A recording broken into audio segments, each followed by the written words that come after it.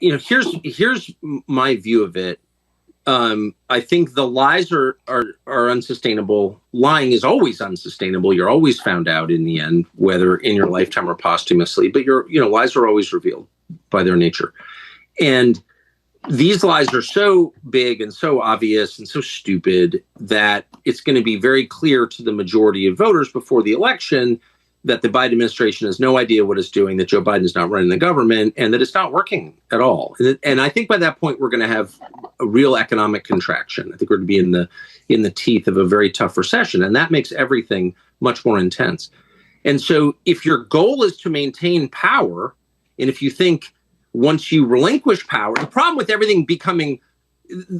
criminalizing politics is the people who do it imagine or know that it will be done to them. So once you start indicting your political opponents, you know that you have to win or else they're going to indict you if they win, right? Right. And so they can't lose. They will do anything to win. So how do they do that? They're not going to do COVID again. I know everyone on the right's afraid they're going to do COVID and mask mandate. They're not going to do that. They can't do that. If they've already been exposed, that won't work. There's going to be no. What are they going to do? They're going to go to war with Russia. Is what they're going to do. There will be a hot war between the United States and Russia in the next year. And really? Yes, of course. They want it anyway. I don't think we'll win it, but that's a separate analysis. But I think as a political matter, they need to declare war footing in order to assume war powers in order to win. I believe that. And I think the evidence suggests that's true.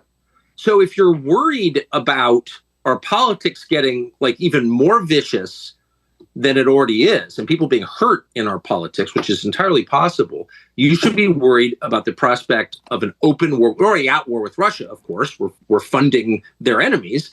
So we're fighting Russia. But I mean, an open battle with Russia where we say we're at war with Russia. I think that could easily happen. I think we could Tonkin Gulf our way into it, where all of a sudden missiles land in Poland. The Russians did it. Our NATO ally has been attacked. We're going to war. I could see that happening very easily.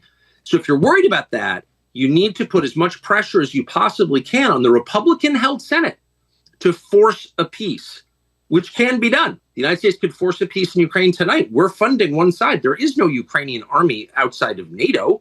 If NATO withdrew its support for Ukraine, Ukraine would crumble in a day. So we are the only power in the world that can bring both sides to the table to force a peace, which will be unsatisfactory as all forced peaces are. Like each side will give more than it wants, but that's the only option.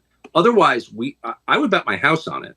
We are going to war with Russia. And of course, the stakes are everything, our life on the planet. I mean, these are the two biggest nuclear arsenals in the world facing off against each other. So this is insane. They're insane. These are people who think men can become women, who believe that face masks save you from COVID. I mean, these are not rational people. Would they go to war with Russia? Of course they would. Again, they want to anyway. And I don't know why Republicans don't get this at all, but they don't seem to get it. And meanwhile, Republican leaders, and Mitch McConnell's senile too, so I don't even blame him, but all the stupid Republican senators and McCarthy in the House, I mean, it's pathetic. These people are all on board with the war against Russia. Why? Well, I think it may even be scarier because you say they believe masks work or they believe men can become women and so on and so forth. I don't know that they believe that. I think it may be worse. I think they can say or do anything to hang on to power. Their view of Russia is very, and I can say this as someone who was, against the Soviets when it mattered, when they existed.